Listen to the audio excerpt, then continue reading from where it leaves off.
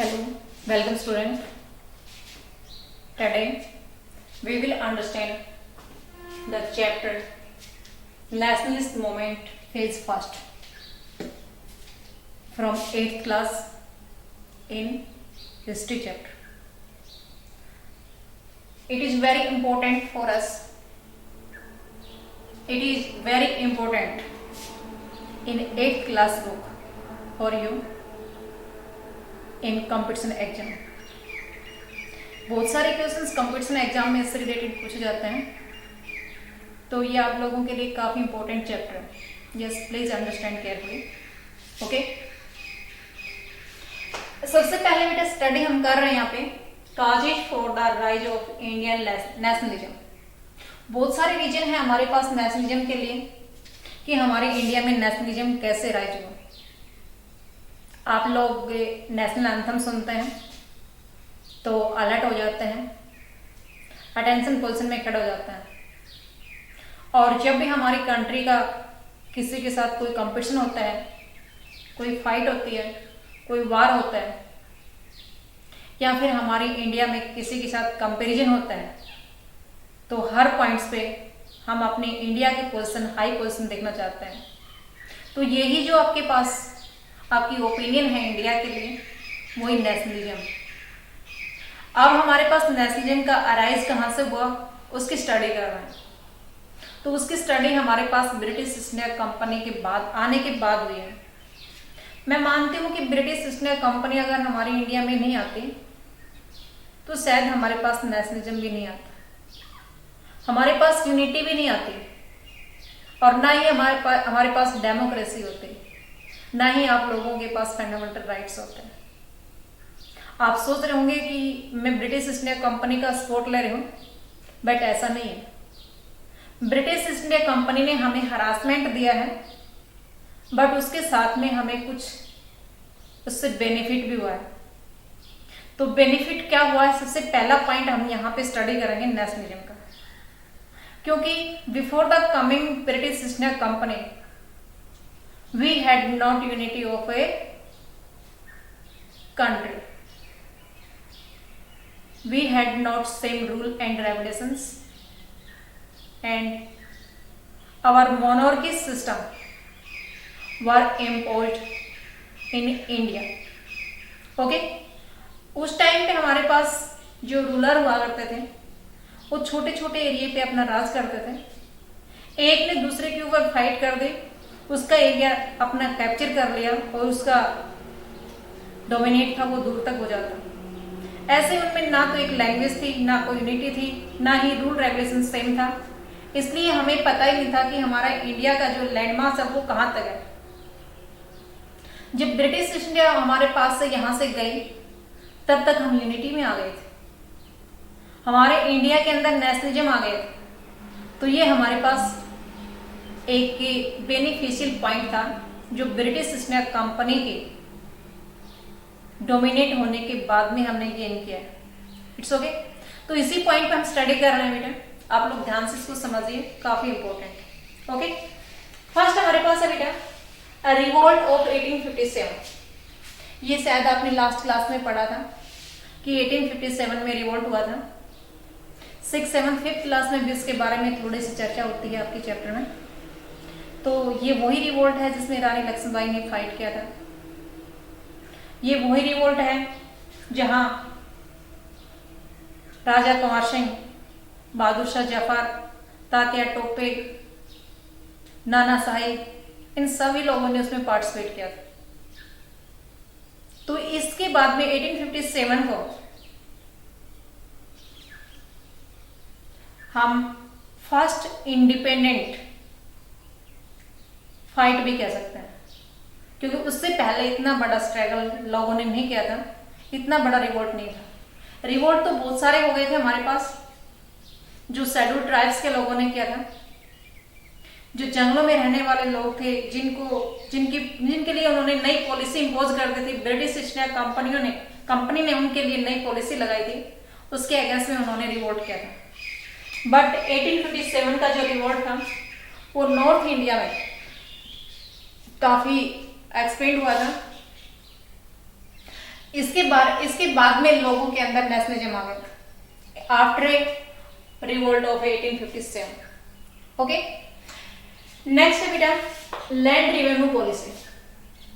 देखिए ये हमारे पास साउथ इंडिया है बेटा। साउथ इंडिया में ये बंगाल स्टेट है।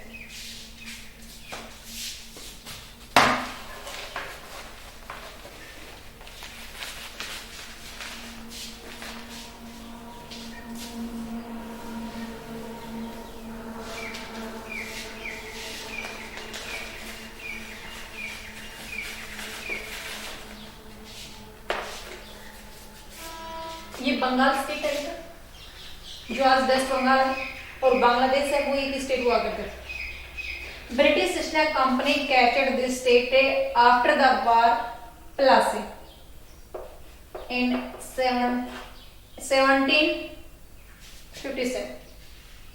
अब ये कैप्चर में करने के बाद उन्होंने बक्सर की लड़ाई लड़ी, बक्सर वार हुआ 1764।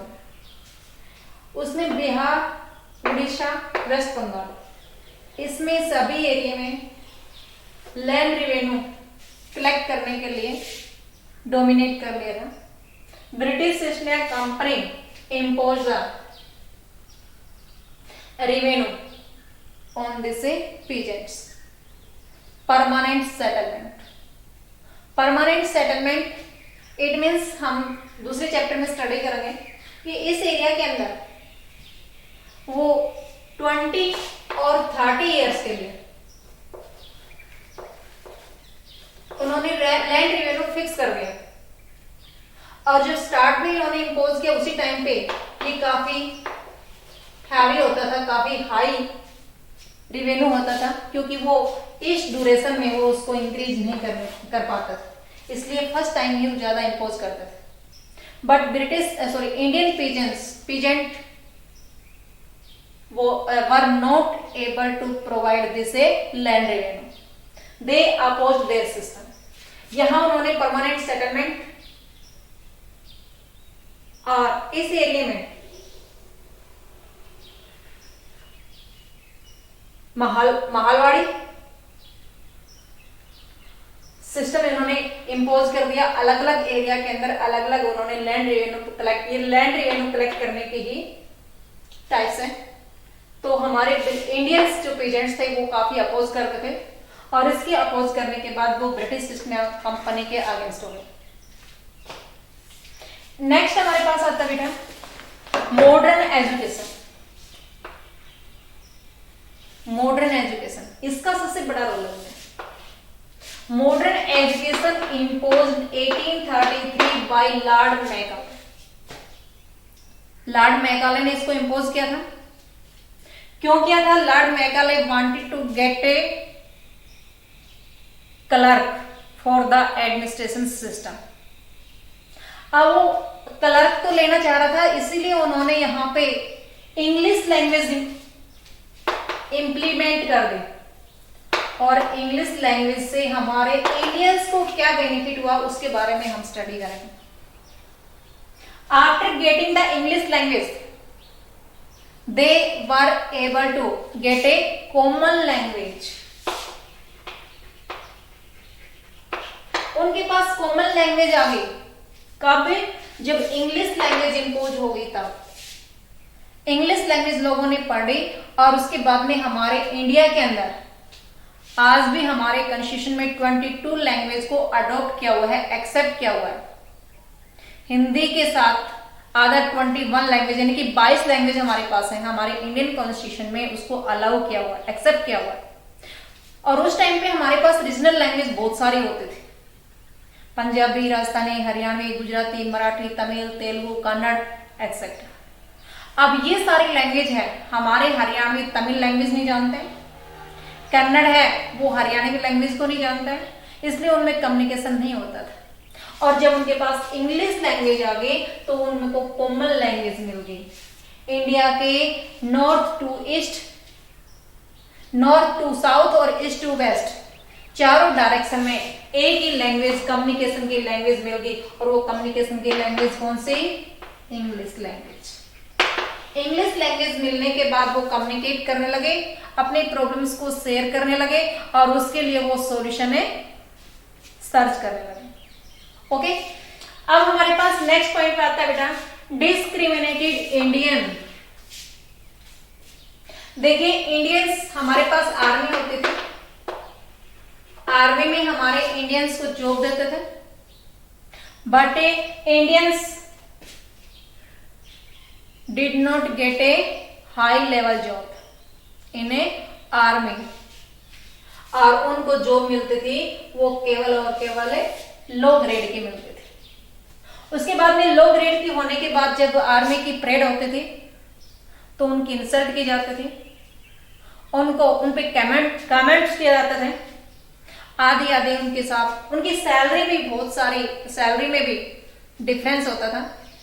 यूरोपियन जो आर्मी होता था, आर्मी यूरोपियन आर्मी होती थी या यूरोपियन होता था आर्मी में, उस पर्सन को ज्यादा सैलरी मिलती थी और इंडियंस लोगों को लेस सैलरी मिलती थी। तो ये डिस्क्रिमिनेट होता था, जिसके कारण हमारे इंडियंस लोगों ने ब्रिटिश ईस्ट इंडिया कंपनी का अपोज किया और उसमें नेशनलिज्म आ गया। ओके, नेक्स्ट पॉइंट पे हम स्टडी करेंगे बेटा role of newspapers, novels and magazines. इनका क्या रोल है? इन सभी ने लोगों के पास हमारे इंडिया के एक कॉर्नर से दूसरे कॉर्नर तक प्रॉब्लम को शेयर करना शुरू कर दिया। लोगों के अंदर एक लैंग्वेज आ गई, इंग्लिश लैंग्वेज आ गई। इंग्लिश लैंग्वेज में न्यूज़पेपर जब पब्लिश होता था तो वो हमारे इंडिया का हर कॉर्नर से आदमी उसकी स्टडी करता और वो सारी जो प्रॉब्लम्स थी वो सभी की कॉमन प्रॉब्लम्स शेयर होने लगी। नॉवेल्स के माध्यम से भी उनके अंदर हमारे अनसेंट टाइम का जो सुपर टाइम था, इट मीन्स ग्लोरीफाइड जो समय था, उसके बारे में हमारे नॉवेल्स और मैगजीन के माध्यम से लोगों के पास ये पब्लिश किया गया कि आप हमेशा इंफीरियर नहीं रहे, आप सुपीरियर हुआ करते थे, और जो आपके पास इंफीरियरिटी आई है वो ब्रिटिश ईस्ट इंडिया कंपनी ने ही दी है। इसलिए हमारे न्यूज़पेपर, मैगजीन और नॉवेल्स ने उनमें सुपीरियरिटी लाने का काम किया।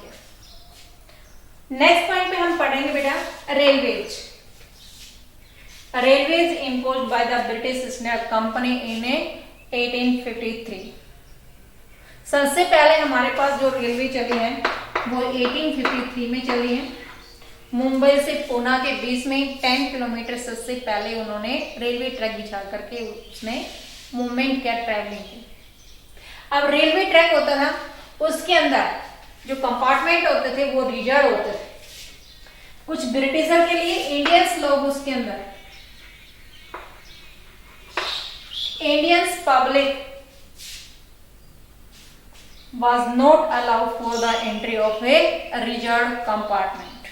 उनके लिए वही अलग से बोगी होती थी, अलग से कंपार्टमेंट होते थे, अलग से डिब्बा होता था जिसके अंदर वो एंट्री करते थे, और कुछ ऐसे होते थे जो केवल ब्रिटिश ईस्ट इंडिया कंपनी के लिए ही, लोगों के लिए होता था।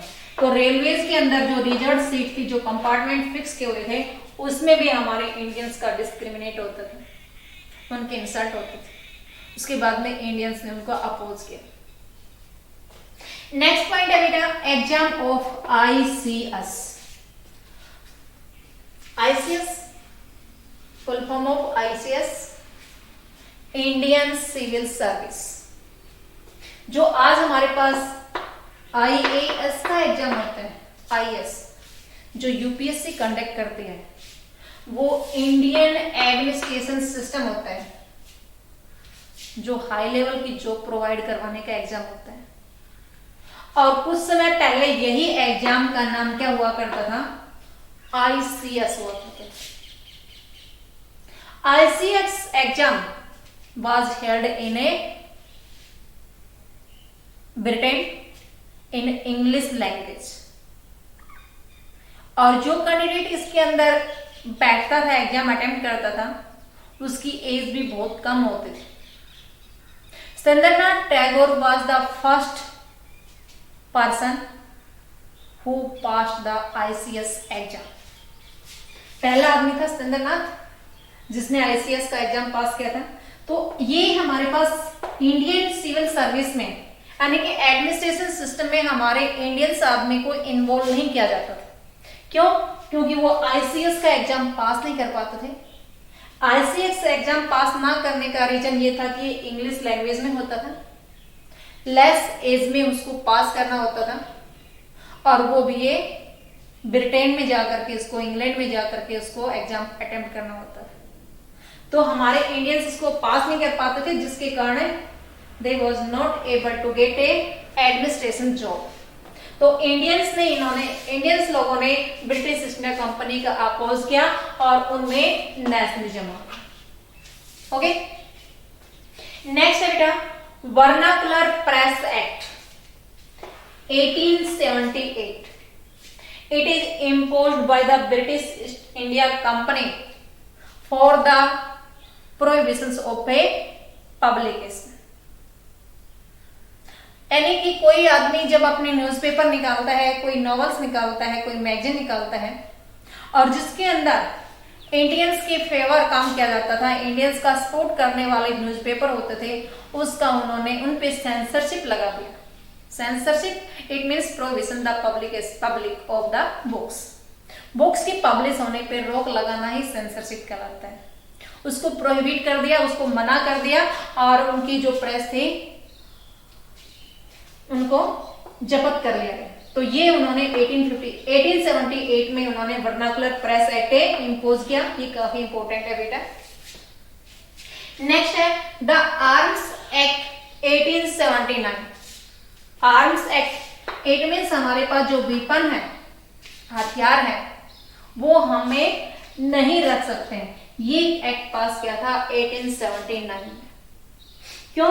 क्योंकि वो 1857 में जो रिवोल्ट हुआ था उसी से वो ड्रे हुए थे कि अगर इंडियंस को अलाउ कर देंगे वेपन्स रखने के लिए तो कभी भी अटैक कर सकते हैं। इसलिए उन्होंने नया एक्ट पास कर दिया, द आर्म्स एक्ट 1879। तो ब्रिटिश इंडियंस लोग थे, वो ब्रिटिश ईस्ट इंडिया कंपनी का इस सिस्टम के या इस एक्ट के अगेंस्ट थे, तो उसके अंदर नेशनलिज्म आ गया। ओके, एंड लास्ट पॉइंट हमारे पास है बेटा Ilbert bill 1887। Ilbert bill, Ilbert हमारे देश का गवर्नर जनरल हुआ करता है। लॉर्ड इल्बर्ट ने एक बिल पास किया था 1853 में। 1883 में जब वो पास किया, एक्ट पास किया, उसके अपने उस बिल को उसने अपने नाम पे ही इम्पोज कर दिया। उस बिल का नाम, उस एक्ट का नाम क्या रखा गया? Ilbert bill. इल्बर्ट बिल जब पास हुआ, according this bills Indian magistrate justice according the Indian rules. हमारे इंडियन जो मजिस्ट्रेट होते थे वो जस्टिस करते थे, और वो भी किसके अकॉर्डिंग? इंडियन रूल्स के अकॉर्डिंग। उससे पहले हमारे लिए चाहे कितनी ही बड़ी पनिशमेंट, कितना ही बड़ा ऑफेंस क्यों ना हो, बट ब्रिटिशर के लिए जो पनिशमेंट होती थी वो लेस होती थी, बहुत छोटी होती थी, क्योंकि वो यूरोपियन उसको अपने ढंग से उसको पनिश करते थे, अपने ढंग से उसको सजा देते थे। इसलिए हमारे इंडियंस रूल रेगुलेशन को इम्पोज नहीं किया जाता था। अब इल्बर्ट बिल जो पास हुआ था, लॉर्ड इल्बर्ट हमारे इंडियंस को सपोर्ट करता था। कुछ हद तक वो इंडियंस में इस प्रकार की पॉलिसी इम्पोज करने के लिए प्रयास करने वाला था, इसलिए उन्होंने इल्बर्ट बिल पास किया 1883 में। But British East India Company did not accept their policy. They forced the government से for the removing this act, कि आप इसको हटा दीजिए।